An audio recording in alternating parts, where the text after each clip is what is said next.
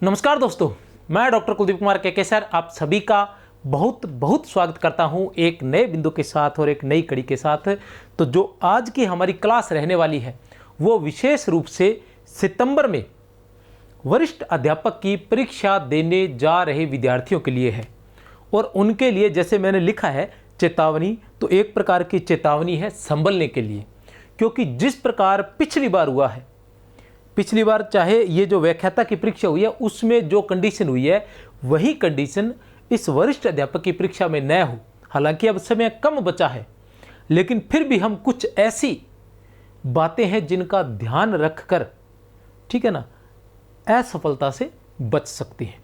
और वैसे ये क्लास जो है भविष्य में जो व्याख्याता की परीक्षा होने वाली है जिसके अभी फॉर्म भरे जा रहे हैं, या भविष्य में जो वरिष्ठ अध्यापक की परीक्षा होने वाली है जिसके फॉर्म भरे जा रहे हैं, उनके लिए भी ये बहुत महत्वपूर्ण है। और आज की क्लास देखकर उन परीक्षाओं के लिए भी आप अपनी एक कारगर रणनीति बना सकते हो। अब देखते हैं क्या हुआ। व्याख्याता की परीक्षा का रिजल्ट आया अभी, जैसे अंग्रेजी का आया है और अभी तक हिंदी का आया है। तो अंग्रेजी वाला तो मैंने नहीं देखा था, हिंदी का देखा था। उसमें सबसे पहले मैंने देखा कि 740 विद्यार्थी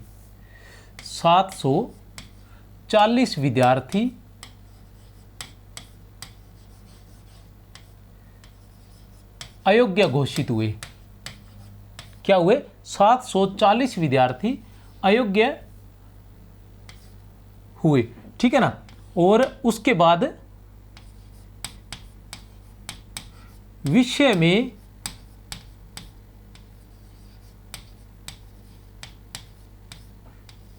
अच्छे अंक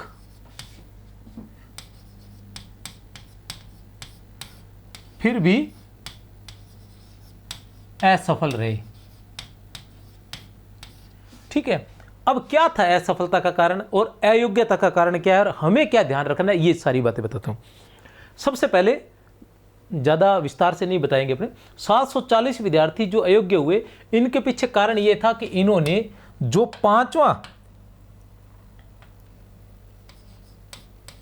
पांचवा जो ऑप्शन रहता है वहां समस्या आई। क्या होता है, वरिष्ठ अध्यापक वाले भी सुन लो, क्योंकि ये अयोग्य हुए हैं तो ऐसा तो नहीं हो सकता कि ये जानबूझकर हुए होंगे। क्योंकि कोई विद्यार्थी जो है वो अपने शहर से दूसरे शहर में एग्जाम देने जाता है, और आजकल एक शहर से दूसरे शहर में जाने में भी 1000 रुपया लगता है और 2 दिन बर्बाद भी होते हैं। 2 पेपर दिए होंगे इन्होंने, ठीक है ना, तो समय बर्बाद हुआ होगा, किसी को साथ लेकर गए होंगे, तो काफ़ी ऐसी परिस्थितियों से गुजरकर उन्होंने एग्जाम दिया होगा, तो वो अयोग्य घोषित होने के लिए नहीं देते। ऐसे नहीं कि वो जानबूझ के जाते हैं और 5 ऑप्शन भर के नहीं आते, कहीं न कहीं गलती हुई होगी।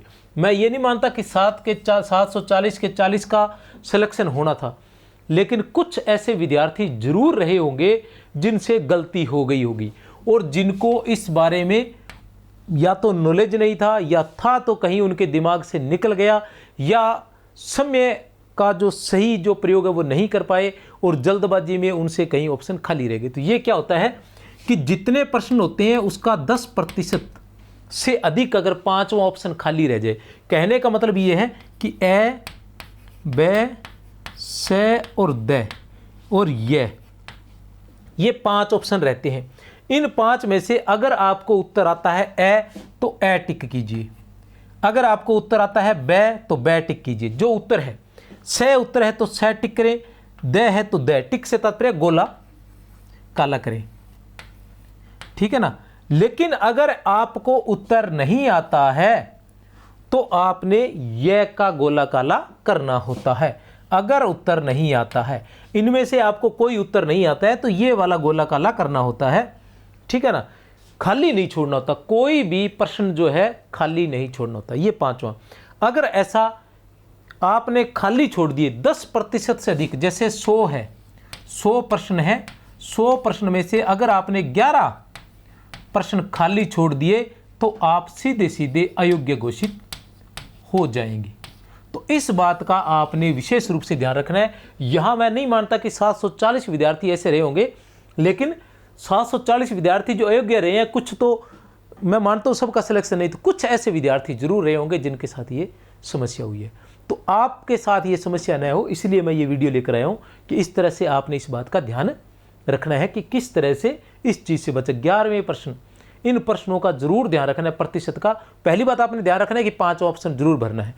एक आपने ये भी याद रखना है कि समय का गोले जो है 10 का या एक सीरीज का ध्यान रखें, आगे पीछे न हो।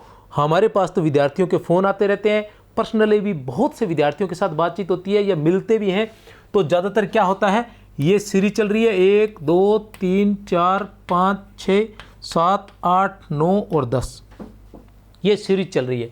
इधर क्या होते हैं, सामने गोले काले करने होते हैं। अब वो 100 प्रश्न है, 100 के 100 प्रश्न करने के बाद वो क्या करते हैं, गोले काले करने शुरू करते हैं। अब वो क्या करते हैं, 1 2 3 4 तक आते आते तो ठीक है, इधर देखना वो भूल जाते हैं कि 1 1 का गोला, 2 2 के गोले, 3 3 का गोला, ऐसे तो देखते नहीं है। वो इधर शुरू कर देते हैं, इधर करते करते, और अचानक क्या होता है कि एक नंबर उनसे छूट जाता है। ऐसे विद्यार्थियों से होता है, अचानक नंबर छूट जाता है तो हम क्या करते हैं, 4 वाला 5 में, 5 वाला 6 में, 6 वाला 7 में, 7 वाला 8 में, ऐसे भर देते हैं। और 5-7 गोले काले करने के बाद हमें पता चलता है कि अरे ये तो गड़बड़ हो गई है, और फिर उसका कोई भी हर्जाना भरा नहीं जा सकता। इतना ही ऊपर नीचे हम लोग होते हैं, इतना ही हमारे पास सामर्थ्य होता है। तो इन बातों का आपने ध्यान रखना है। दूसरी बात यह है कि विषय अच्छे अंक फिर भी असफल। अब इसमें कितने प्रतिशत चाहिए थे, प्रथम प्रश्न पत्र में, प्रथम में कितने चाहिए थे, 40%। अब नॉर्मली अगर देखा जाए, हम मानते हैं पेपर बहुत कठिन था, अच्छा पेपर नहीं था, इसलिए 40% विद्यार्थियों के नहीं आए हैं। बहुत से ऐसे विद्यार्थी हैं जिनके विषय में बहुत अच्छे अंक थे, अगर वो 40% भी प्राप्त कर लेते तो वो मेरिट में आ जाते, लेकिन यहाँ 40% भी नहीं आए। कारण क्या रहा होगा, पेपर आया कठिन, पेपर कठिन आया। अब पेपर कठिन आया तो कहीं न कहीं उन्होंने क्या किया, प्रश्न ज़्यादा कर दिए। तो आप लोगों ने ये ध्यान रखने हैं कि प्रश्न नेगेटिव अगर नहीं आता, कहीं न कहीं आपको ऐसा लग रहा है कि 2 में से 1 आ रहा है, फिर तो आप रिस्क ले सकते हैं, आपका पड़ा हुआ है तो ठीक है ना। नहीं तो ऐसा नहीं कि तुक्का किसी भी कंडीशन में नहीं मारना है। और प्रश्नों का क्या होता है कि प्रश्न हम पहली बार पढ़ के जाते हैं, एक बार हम पढ़ गए, इसको खाली छोड़ गए, फिर हम इसको दूसरी बार पढ़ते हैं, फिर हम इसको खाली छोड़ देते हैं, फिर जब हम तीसरी बार पढ़ते हैं तो हम पहली बार जो हमें लगा था कि ये उत्तर हो सकता है, ब हो सकता है, दूसरी बार हम पढ़ेंगे तब भी हमें लगेगा कि ब हो सकता है, तीसरी बार हम पढ़ेंगे तो भी हमें लगेगा ब। तीसरी बार हम क्या सोचते हैं कि ब लग रहा है और मुझे याद आ रहा है, जबकि याद नहीं आ रहा होता। पहली बार तो आपने ऐसे तुक्का सोचा था कि ये हो सकता है, दूसरी बार वो आपने पढ़ा था, आपको लगा कि याद है थोड़ा बहुत जैसे, तीसरी बार आपको लगा कि आपने ये पढ़ा हुआ है कहीं ना कहीं, इस अंदाजे से आप वो कर देते हो और बाद में पता चलता गलत है।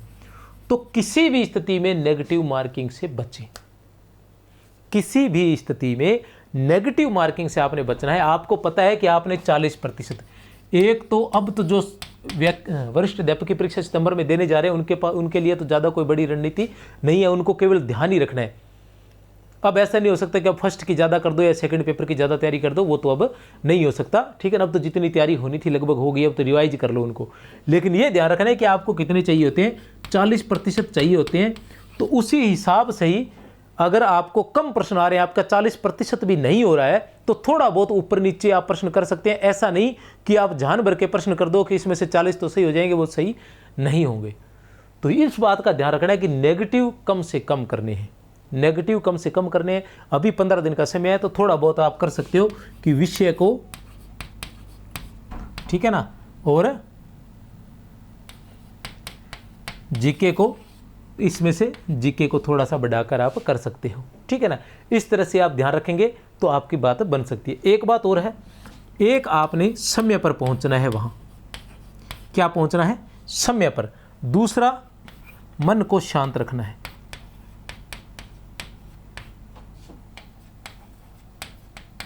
ठीक है ना। समय पर पहुंचेंगे, मन शांत रहेगा तो कहीं ना कहीं आपका दिमाग कंट्रोल रहेगा। और ये बार बार बच्चे यही कहते हैं कि सर हम वहाँ देखते हैं लेकिन ज़बरदस्ती हो जाती है, हम वहाँ करने सोच के जाते हैं कि नेगेटिव नहीं करेंगे, लेकिन फिर भी ज़बरदस्ती नेगेटिव हो जाते हैं। तो इस बात का विशेष रूप से ध्यान रखें, घर से पूरी तरह से तैयार होकर जाएं, स्थिति चाहे कुछ भी हो। और इस बात का मैं स्वयं भुगतभोगी हूँ, ठीक है ना, स्वयं स्वयं से तात्पर्य मतलब मेरा परिवार, मैं और मैडम दोनों ही व्याख्याता परीक्षा की तैयारी कर रहे थे। ये 2013 वाली भर्ती थी, 13 भर्ती की हम दोनों तैयारी कर रहे थे। और चूंकि मैं परीक्षाएं दे रहा था, मैडम की ज़्यादा परीक्षाएं नहीं दी हुई थी, तो मेरी मैडम की दोनों की तैयारी अच्छी थी। और हम जब एग्ज़ाम देने गए तो मैंने मैडम को कह रखा था कि आपने 75 प्रश्न है, उसमें से 60 प्रश्न आपने करने हैं। फर्स्ट व्याख्याता में प्रथम प्रश्न पत्र 75 प्रश्न का होता है, तो मैंने मैडम को कह दिया कि आप कम से कम 60 तो करके ही आना, क्योंकि मेरिट बहुत ज़्यादा जाती है। मैडम के भी ये ध्यान में रहा। लेकिन जब हम एग्ज़ाम देने गए तो हुआ ये कि मैंने जैसे ही प्रश्न पत्र देखा, क्योंकि मैं पढ़ाता भी था और काफ़ी लंबे समय से बहुत बार नेट JR वगैरह काफ़ी कुछ कर चुका था और पढ़ा रहा था, तो ज़्यादा थोड़ा दिमाग का यूज कर लिया। तो यहाँ क्या हुआ, जो 60 थे वहाँ देखा तो 2013-14 का जो पेपर था वो बहुत अधिक टफ था, जिसकी पोस्टिंग 15 में मिली थी। ठीक है, बहुत ज़्यादा टफ था। तो मैं तो पेपर को देखकर मैंने क्या किया कि जितने की ज़रूरत थे उतने ही 43 पता नहीं 45 क्वेश्चन इतने किए थे या 48 किए थे, याद नहीं आ रहे अच्छे से, बस कम क्वेश्चन किए। मैंने उसको देख के मैंने कहा नहीं भैया ये क्वेश्चन किसी को नहीं आते होंगे, पेपर ही पूरा नहीं पढ़ा जा रहा था उस वक्त। ठीक है ना, अगर कोई ऐसा कोई हो तो ठीक है, इसलिए मैंने तो इतने कर लिए। अब मैडम के दिमाग में ये था कि उन्होंने कहा था कि 60 ही करने हैं, वो 60 करे हैं। अब इससे क्या हुआ कि वो 4-5 नंबर से इस परीक्षा में रह गए थे, और वो भी इस वजह से क्योंकि यहाँ ज़्यादा प्रश्न करने से नेगेटिव हो गए थे। अगर वो नहीं करते तो उनका किसी भी आराम से मेरे साथ ही सिलेक्शन, उसके बाद 2017 में वो हो गए थे। आज व्याख्याता ही है, ऐसी कोई बात नहीं। ठीक है ना, तो ऐसी गलती आप न करें किसी प्रकार की। नेगेटिव मार्किंग का पक्का सोच कर जाएं कि हिसाब से ही करने, ज़्यादा नहीं करने। एक बात और है, मेरिट सोच के जाएं कितनी की जाती है, इतनी जाती है। फिर आप पेपर देखें, आपकी तैयारी अच्छी है, अगर आपको नहीं आता तो किसी को नहीं आता होगा, आपको नहीं आता तो किसी को भी नहीं आता होगा ना, तो इतनी टेंशन क्यों लेनी। तो इसलिए इन बातों का आपने विशेष रूप से ध्यान रखना है। मैंने ये पूरी बना रखी थी, 1 मिनट कोई टॉपिक रहा है तो मैं देख लेता हूँ।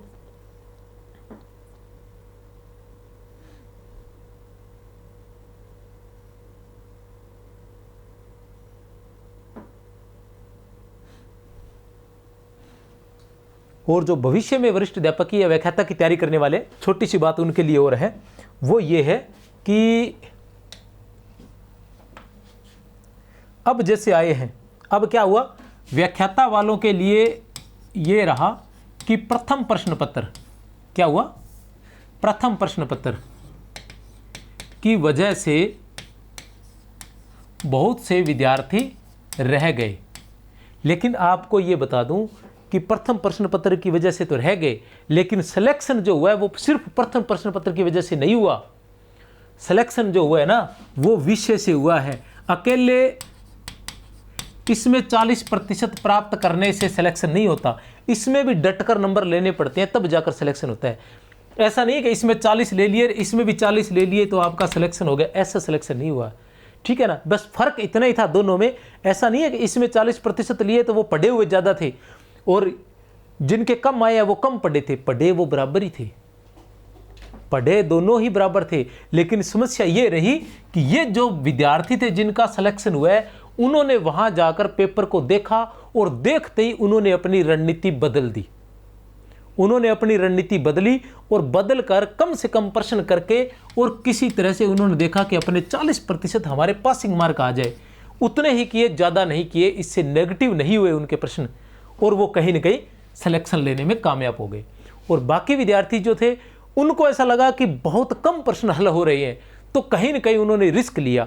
प्रश्न इतने कठिन थे कि रिस्क जो लेना था वो उल्टा पड़ गया और उन्हें असफलता हाथ लगी। तो भविष्य की जो रणनीति है, ऐसा नहीं है कि आप विषय को छोड़कर कहीं प्रथम प्रश्न पत्र के पीछे लग जाएं। ये प्रथम प्रश्न पत्र में तो 40 ही बनने होते हैं, थोड़े बहुत ही ज़्यादा बनने होते हैं। ठीक है ना, और इसके चक्कर में इसको भी बिल्कुल गवा दोगे। हाँ, लेकिन आपने ये ध्यान रखना है कि ये इसमें पासिंग मार्क जरूरी होते हैं, इसमें आपके 100% आ जाएंगे। इसलिए ये ध्यान रखना है कि इसकी भी तैयारी डटकर करनी है। और कुछ टॉपिक ऐसे होते हैं जो पक्के होते हैं, ठीक है ना, और जिनमें से क्वेश्चन आने ही आने होते हैं कि इस टॉपिक में से यहां से प्रश्न आएगा। ऐसे प्रश्नों को अच्छे से याद कर लें, क्योंकि 40% का जो कोटा है वो एकदम आपका सॉलिड होना चाहिए। आपने 100 में से, विद्यार्थी क्या करते हैं, ये किताब वो किताब वो किताब, इसकी ट्यूशन उसकी कोचिंग उसकी वीडियो इसकी वीडियो, ये सब देखते रहते हैं। उससे क्या होता है, देख तो वो बहुत कुछ लेते हैं लेकिन अपने 40% का कोटा पूरा करना भूल जाते हैं। तो ये ना देखें, पहले अपने 40% का कोटा पूरा करना, और उसके बाद बाकी चीज़ें पढ़ना। तो मेरी तरफ से आप सभी को बहुत बहुत शुभकामनाएं। तैयारी बनाए रखें, जो आगे जो परीक्षा आ रही है उसके लिए पूरा समय है, पहले से डेट निश्चित हो चुकी है। अच्छी रणनीति बनाकर शाम दाम दंड भेद दुनियादारी को सबको भूल कर डट जाएं। जय हिंद, जय भारत, मेरी बहुत बहुत शुभकामनाएं।